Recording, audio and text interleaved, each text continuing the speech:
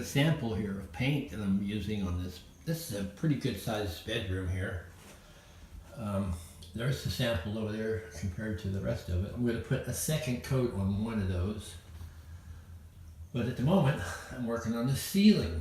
Now I'm thinking you can see those lines. Okay, so what I've done so far is I've taken my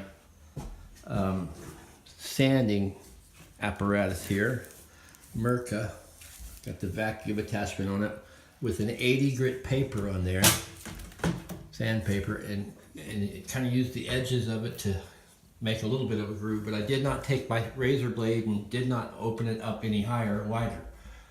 And then I just took polyfilla, this quick drying stuff here, quick drying polyfilla. I put it on with this about, I'd like to say 4 inches, but what, 100 mil, something like that, 100 mil blade, and just put it on there lightly.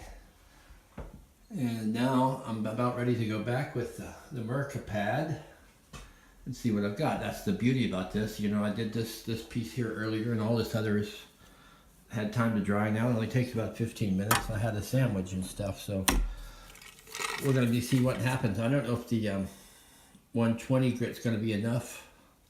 I can't say enough about these Contigos. These things are great. And then I got to get on with the white, and then just be using some Dulux vinyl matte trade white. I'm a bit annoyed that I can't find my extension poles. I've got a medium-sized one and a tall one, and I can't find either one of them, so I'm having to make do with something else. So maybe that's a good scene ending thing. We'll see how it gets on.